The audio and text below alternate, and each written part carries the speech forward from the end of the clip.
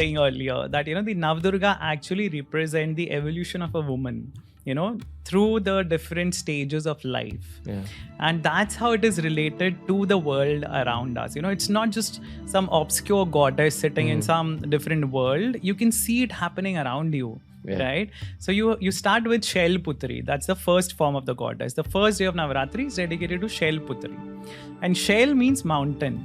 So it is the daughter of the mountain, which is Parvati. Right? So Parvati also means the same, and Shailputri, another adjective to define the same thing. So who was Parvati in our Puranas? Parvati is the wife of Lord Shiv. Okay. And she was a rebirth of Sati, who was actually Lord Shiv's wife earlier. And then, there's a whole episode, and then she was reborn as Parvati, and she was the daughter of the mountain king, Himvan. Okay. So that is why she's known as Shailputri. Gotcha. So you see, the goddess here is a child. She may not be represented as a child, but she's clearly described as the daughter. Right? She's the daughter of the mountain. When you move to the next stage, that's of Brahmacharini. The second day is of goddess Brahmacharini, where she's depicted as a mendicant, as an ascetic. So this is the next stage of life. And Parvati, because she was a rebirth of Sati, she was born with that burning desire of obtaining Shiva as her husband again. And as a teenager, she started to materialize or manifest that dream, right, by doing deep penance, tapasya.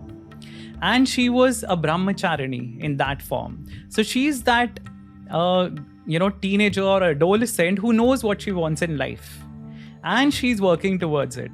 That's the next stage of life, of evolution for a girl, for any person rather. You are in your childhood, you are recognized as the son or daughter of someone. In your teenage or in your growing up years, you start forming some ideas about yourself, and you have some aims in life, forming, taking shape, right? The next form of the goddess, the third day, is Ma Chandraghanta. This is the form of married woman, married Parvati, who has, who's sitting on a lion, and she's holding all the weapons of goddess Durga, right? So sometimes she's, Chaturbhuji, sometimes she's Ashtabhuji. I mean, she has 8 arms or 4 arms or whatever. She's carrying the arms, the weapons of the different gods. So she is the accomplished woman, this is the next stage of her life, where she's matured into a woman who is into a successful marriage, right? She's happy. And the next form is of Ma Kushmanda. Again, very similar depiction, but there's one very beautiful change in the things that she holds. Besides the weapons, she's also holding a pot of honey. Okay, so honey, or a kalash, has it represents a womb in Hinduism. It represents the garbh. So she's moving to the next stage of life, which is motherhood. And the next form is of Skandamata. Skand is Kartike, so mother of Skand. She's literally the mother of God. So that is the first time the goddess is depicted as a mother. Kartikeya is the god of war. Yes. Kartikeya is the god of war, and he's the son of Shiva and Parvati. And in this depiction, it's very beautiful. She's still sitting on a lion with a baby Skand on her lap, but she does not have any arms, as in no weapons. She does not hold any weapons in her arms. So it shows the nurturing aspect. She's graduated from that level of being an independent woman to a married woman with certain responsibilities. Now her focus is her child, which is what happens, right? As soon as a kid is born, a mother's attention, the child is the mother's world, for at least couple of years. But if we assume that is the end of it, that's, we're mistaken, because the next form takes her into the most popular form of the goddess of Durga. The 6th form is of Ma Katyayani. That's the name of goddess Durga. So, the 6th form being Katyayani, you'll see that Durga Puja pandals, they start giving a glimpse of the Devi from the 6th day onwards. Right? So the 6th form is Katyayani.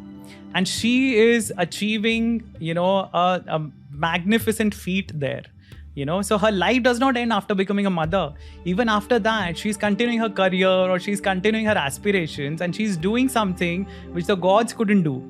And she's killing Mahishasur, right? Who had that boon that he would not be killed by any male of any species. So goddess Durga was created by the combined energies of all the gods, to achieve that particular feat. So that is a form of Katyayani. And from Katyayani, we move to Kaalratri, Ma Kali, which is, the most scary form of the goddess, probably for a lot of people. And people don't understand. There is a reason to it. She is so scary because she's supposed to scare the daylights out of the demons. In that same battle with Mahishasur, there are other demons involved. There's Shumb and Nishumb, there's Chand and Mund, there's Rakta Beej. And goddess Kali is created from Durga, to deal with certain demons. And Kali is, shown standing on top of Shiva. One of her feet is on Shiva. So, there's different stories to explain that, but we'll get into that later, when we talk about other manifestations of Kali.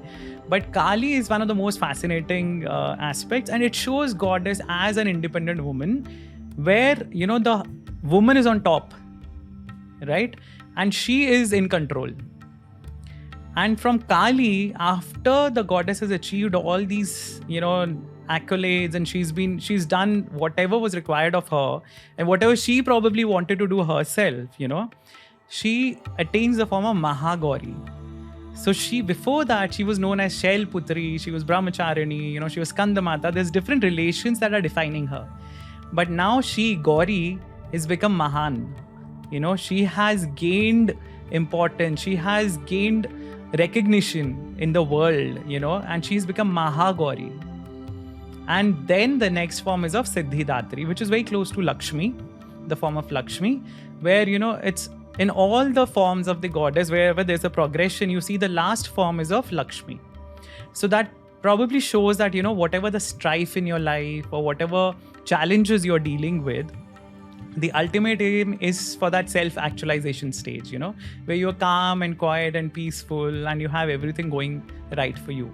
And Ma Siddhidatri is actually depicted being worshipped by the gods, the demons, the rishis, the manavs. So everybody bows down before her. So I find it very beautiful, and I think it kind of resonates with what we see in the society around us.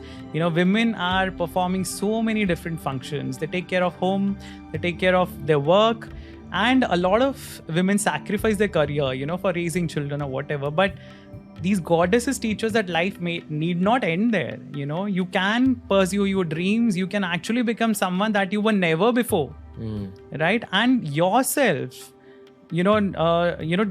get self-actualized and achieve something for yourself beyond the descriptions that the relations put you into. You're not a daughter anymore. You're not a wife anymore. You're not a mother anymore. You are you, right? So that's the beauty of the Navadurga.